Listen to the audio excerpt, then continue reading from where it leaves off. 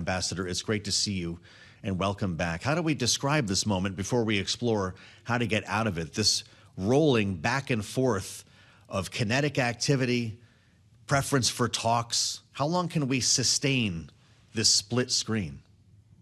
Welcome to my world of many decades of diplomacy in conflict situations. This is not abnormal. It also isn't good. Very quickly, the president and Iran back in June agreed to end the latest range of fighting from February on with a ceasefire, and the Iranians would get to ship their oil out and sell it for market prices on the world market. And in return, the United States would have all other ships out of the straits, and we would negotiate a nuclear deal. It wasn't a bad arrangement for Iran. Instead, the Iranians decided that they would start fooling with it, lawyering, as we say, the text of a somewhat ambiguous agreement, but many agreements are ambiguous, to say they'll really control the straits from day one. That led to them firing at ships, breaking the ceasefire, and American retaliation. Right now, the MOU may technically be in effect and not in effect. The point is we are talking with the Iranians, and the United States is not launching any new attacks, waiting to see what Iran does. For the moment, if Iran doesn't fire any new missiles at targets across the straits or at our ships, the United States probably will not retaliate. But if Iran keeps the straits closed one way or the other, we will reinstitute the blockade, and we will take further economic and potentially military measures to return Iran to the memorandum of agreement we signed in June. I think that's the way we're going. Okay. Ambassador, speak to the significance, realizing that we haven't hit anything today, of in the last 24 hours, the U.S. choosing to hit two bridges in eastern provinces along the railway line to the city of Mashhad. Iran's foreign ministry called this a flagrant violation of Articles 1 and 5 of the MOU. What were we trying to accomplish by taking down those bridges? First of all, to get the Iranian hypocritical foreign minister to rant and rave about what we're doing is violation of this and that, when these are the guys who violated the MOU in the first place.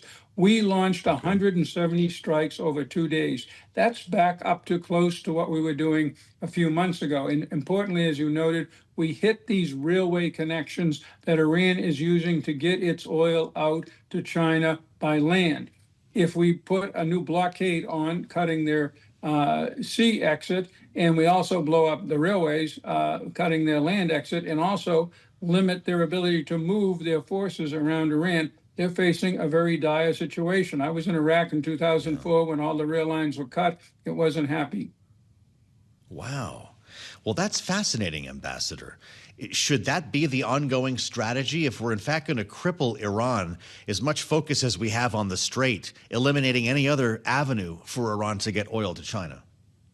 Sure. It's not just the oil. As I said, the bridges, the railways, and eventually I would suspect he'll also go after the electrical systems, or at least the high tension lines, because if you get a new ceasefire, they can easily be replaced. That, again, cripples the Iranian economy. It cripples the Iranian ability to wage war, including to close the straits, and it will provoke one or another very dramatic reaction sooner or later among the population. Iran knows this, so this will be encouraging them to come back to the table, which is why, again, the foreign minister is bitching so loudly about all the bad things we're doing, because they realize they're having an impact. Wow, that's pretty fascinating. When you talk about the fact that we are at least talking, these are not formal talks at a table. We're hearing about back channels and indirect talks. As a career diplomat, Ambassador, how does that work before the phone call gets back to the White House with news? It works badly. The best is face-to-face. We had one round with the Iranians with Vice President J.D. Vance, but since then, including the details for this June memorandum of understanding, were done through intermediaries. There are all kinds of problems with them. It's just that it's better than not talking. And right now, we can't meet face-to-face. We'll go through the Qataris, we'll go through the Pakistanis, the Turks, and others, and they'll do a good enough job, I believe. What you make of the swap? I know we only have a minute left, Ambassador. The swap on Air Force One this week. There's been some reporting, more specifically from the New York Times, to suggest that the new gifted Air Force One from Qatar was not outfitted with aerial defense systems that would prevent a heat-seeking missile potentially from downing the jet. He took the old Air Force One home after being threatened by Iran. Should that plane, the new Air Force One, be used at all? No.